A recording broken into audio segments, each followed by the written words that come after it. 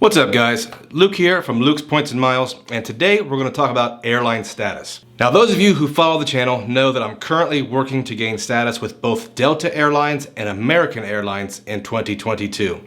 Today we'll do a brief summary on how to gain status with each airline and what kind of benefits you can expect in the initial stages of being an elite member. But first, if you are new here, we talk about credit cards, points, miles, cashback, and travel. If you're interested in that sort of thing, slap that subscribe button.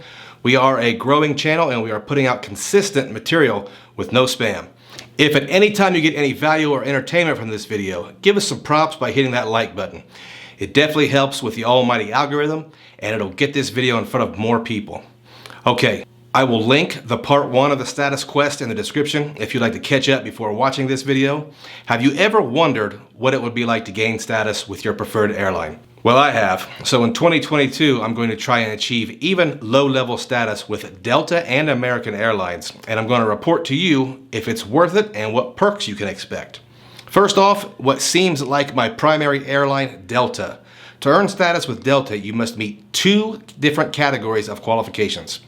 First, you have to earn either a number of MQMs or medallion qualifying miles based on how far you fly, or a number of MQSs, medallion qualifying segments, number of total actual flights. So if you fly from Columbus to Fort Lauderdale and connect in Atlanta, that's 2 segments. The second set of qualifying categories are MQDs, or medallion qualifying dollars. This is how much you're spending on flights with Delta. Another alternative to spending with Delta, however, is spending with an American Express Delta credit card. The American Express Delta Platinum or the American Express Delta Reserve to be exact. Spend $25,000 on one of those cards in a calendar year and you will be granted an MQD waiver. I've taken a few flights this year and right now I have over 21,000 MQMs and I need 3,612 more to qualify for silver status, which is the lowest tier level with Delta. I have several more Delta flights booked this year, so I think that one is going to be fairly easy to achieve. The next set of categories is a bit more tricky. I'm a bargain flyer, so it's a little more difficult for me to hit the MQDs. But if I were to go that route, I currently have $1,347 spent, so I would need to spend at least $1,653 more this year to make the cut.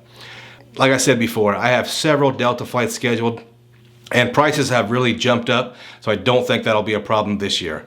But what if I couldn't? Well, I have the American Express Business Delta Reserve card, and I've been putting my non-bonus category spend on it for a couple months, and I think I can hit the waiver mark.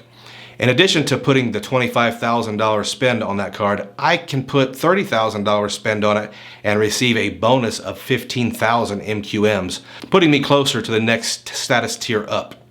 Only 14,000 left to spend on the MQD waiver and 19,000 to spend on the additional 15,000 MQMs. Is that worth it? Well, my opinion at the moment is no. It's likely not worth it, but we will continue the mission anyway. In any case, I look to gain silver status within 3 to 4 months with Delta. Okay, now let's look at American Airlines Advantage status. American changed their entire program this year to make it based on the loyalty point. I think this program gives advantage to us credit card folks, pun intended. To gain status on American Airlines, you have to earn loyalty points. You can earn loyalty points in a number of different ways. By flying paid American Airlines flights, of course, but you can also earn loyalty points for every dollar spent with an American Airlines credit card, which means you can actually spend your way to status. If that wasn't enough, programs like the AA shopping portal also earns loyalty points. So if you want to buy the Nike sneakers and the AA shopping portal is offering 15 points per dollar when spent with Nike, then that 15x will earn you not only American Airlines miles, but also 15 times loyalty points toward your status. Another way to earn American Airlines loyalty points is through the AA dining program or their Simply Miles program. American gives loyalists a lot of different ways to earn loyalty points, and it's made it a lot easier for me. As you can see, I've already reached gold status with AA, so I'm really happy about that. It's the first airline status I've ever had, and I'm really excited to see what it does. I've earned just over 30,000 loyalty points, and I'll explain a little bit of how I did it. First, I make my Jeep payment and my mortgage for my rental property through plastic with my Citi American Airlines MasterCard. This comes with a 2.85% fee, which would normally make it not worth it, but for me, I wanted to accelerate this status thing, and it also helps my property management company manage its finances because it basically lets me float a mortgage payment for almost 2 months. After gaining gold status, however, I have discontinued the plastic payments. I also use the Advantage shopping portal for a lot of my retail shopping when it made sense, and the Simply Miles program had a few deals where I picked up 500 or so loyalty points with things like an Uber ride or just getting gas. Now, here is the results so far with American. I only earned status a few days ago, and in 2022 so far, I have not flown one single paid flight on American Airlines. This is the good part. Tomorrow morning, I'm taking the family to Fort Lauderdale for a Fun in the Sun weekend. I was upgraded on my very first paid flight of the year, a quick direct flight to Miami International. It's a small plane. It's not that big of a deal, but I was excited to see the upgrade clearing this morning. Now, for everyone thinking this dude is going to sit in first class and make his family sit with the chicken coop and the donkeys, well, I can't get everyone upgrades. So this is the system I came up with. When all three of us fly and I get a complimentary upgrade, my wife and I will take turns using it.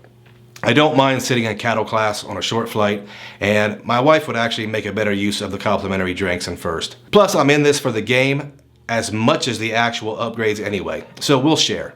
So I told you guys I would keep you updated on earning status and what status actually gets you. I fly out of a relatively small airport, John Glenn International in Columbus, Ohio, and the majority of flights are Southwest flights. So I don't have a ton of competition with other status holders with American or Delta, so I'm thinking I can get a good amount of complimentary upgrades. So far, American makes it really easy to get status, and they have a lot of the routes that I frequently take. So the question is, when will it make sense for me to choose between Delta and American? Well, we shall see. Since I've already achieved gold status with American, I will likely go back to using Rakuten as my favorite online shopping portal. The cool thing about Rakuten is you can opt to earn American Express MR points in lieu of cash back. This makes the earning much more valuable in my opinion. If you haven't signed up for Rakuten yet, use our link below and get $30 cash back on your very first purchase. It's free money, guys, and it makes sense. Guys, I appreciate you watching and being on this journey with me.